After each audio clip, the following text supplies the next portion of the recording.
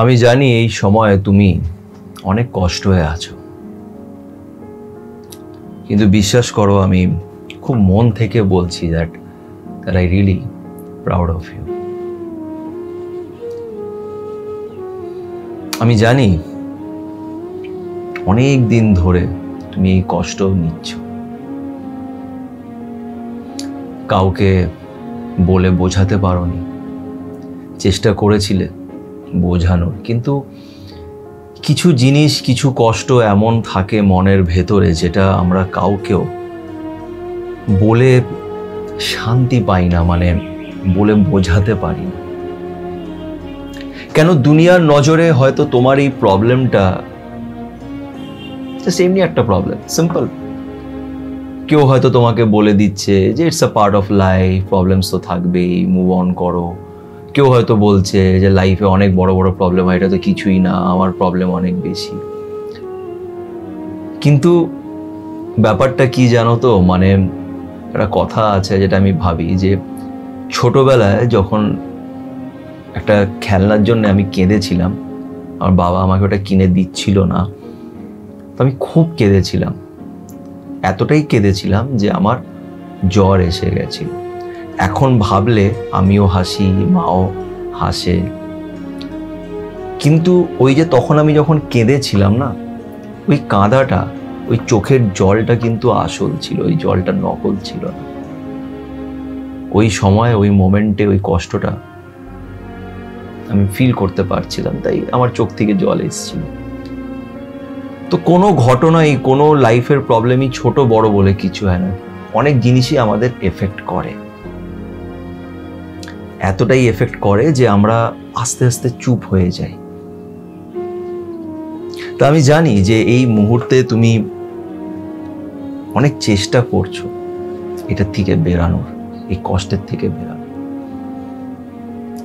চুপচাপ থেকে তুমি লড়ছো, আর এই যে লড়াইটা তুমি চালিয়ে রেখেছো, এই যে কষ্টটা তোমার হচ্ছে, এটাকে নিজের মনের ভেতরে রেখে এই যে বাড়ির থেকে বেরোচ্ছ, তুমি যে তোমার কাজটাকে করছো, লোকেদের সাথে মিশছো, যেটা তোমার একদমই ভালো লাগছে না, যেটা আমি খুব ভেতর থেকে ফিল করতে পারি যে কেমন লাগে যখন মনের ভেতরে কিছু চলতে থাকে আর তারপরেও তোমাকে সবার সাথে মিশতে হয়, যেতে হয়, কথা বলতে হয়, হাসতে হয়। এই লড়াইটা যেটা ভেতরে চলে, এই লড়াইটা খুব কষ্টকর। আমি জানি মনে হয় জানো জীবনটা এখানেই শেষ হয়ে যাবে, আর শেষ হয়ে গেলেই হয়তো ভালো, এরকম হয়। তো এই যে লড়াইটা তুমি লড়ছো, এটার জন্যে I really proud of you. আমি সত্যি বলছি যে আমি বুঝি, এবং আমার মতন এরকম অনেকজন আছে যারা হয়তো তোমার এই কষ্টটা বুঝতে পারবে। কিন্তু নিজেকে একটা জিনিসই বলবে যে এতদিন এই কষ্ট সহ্য করে করেও কিন্তু তুমি নিজের লাইফে এগিয়ে যাচ্ছ, তুমি কিন্তু থেমে যাওনি, তুমি কিন্তু লড়ছো, কনস্ট্যান্ট লড়ছো, you are giving a tough fight, that is important. কেন তোমার মতন অনেকজন এমন আছে যারা হার মেনে নেয়, যারা গিভ আপ করে দেয়। আমিও তাদের মধ্যে একজন, যে এক সময় অলমোস্ট গিভ আপ করে দিচ্ছিলাম, কিন্তু তখনই ওই যে পিছনে যিনি বসে আছেন উনি আমায় এসে বাঁচিয়ে দিয়েছে। উনি আর কিভাবে বাঁচাবেন, উনি অনেক জিনিস আমাকে বুঝিয়ে দিয়েছেন, আর আমি আবার উঠে দাঁড়িয়েছি আর লড়েছি, লড়তে লড়তে আজকে এই জায়গায় এসে গেছি। তাই আমি ফিল করতে পারি, আমি বুঝতে পারি যে কতটা কষ্ট এই মুহূর্তে আছো। কিন্তু ওই আমি সবসময় বলি যে নিজেকে একটু শাবাশি দেবে, যে ঠিক আছে দেখি না কতদিন লড়তে পারি, যতদিন পারবে চেষ্টা করে যাও, লড়তে থাকো। বিশ্বাস করো এই সম্পূর্ণ লড়াই তোমার জীবন যদি না পাল্টে দিয়েছে তাহলে আমায় বল, এই সম্পূর্ণ লড়াই তোমার জীবন পাল্টে দেবে। Trust me. আর সেদিন তুমি রিয়েলাইজ করবে এই কষ্টের উদ্দেশ্যটা কি ছিল তোমার জীবনে। সেদিন তোমার বিশ্বাস হয়ে যাবে যে ওই যে উপরে যিনি বসে আছেন উনি তোমার পাশে, তোমার ভেতরেই আছে। এই লড়াইতে সে তোমার সাথে লড়ছে, এভরি ডে সে তোমার সাথে লড়ছে।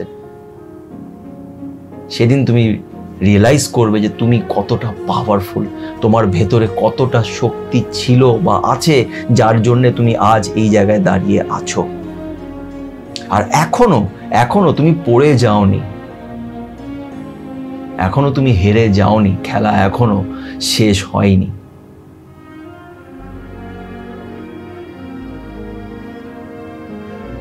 তাই আমি বলবো যে লড়তে থাকো, লড়তে থাকো।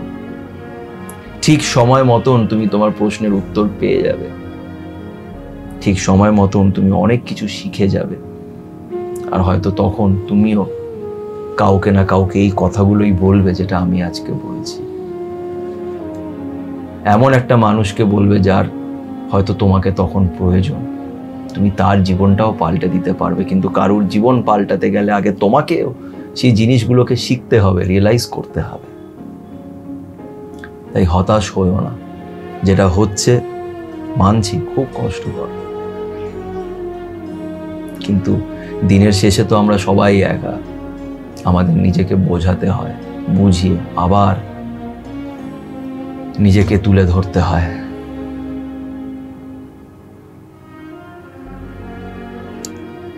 তাই মন খারাপ করো না, এই সময়টাও কেটে যাবে। Nothing is permanent in life, না খুশি না কষ্ট। এই সময় খুব তাড়াতাড়ি কেটে যাবে, আর যখন কেটে যাবে একটা নতুন সকাল হবে, আর সেদিন তুমি নিজেকে একটা নতুন ভাবে দেখতে পাবে, নতুন করে নিজেকে চিনতে পারবে। এই দিনটা আসবে, ট্রাস্ট মি, এটা হবে। প্লিজ পজিটিভ থেকো, হেরে যেও না।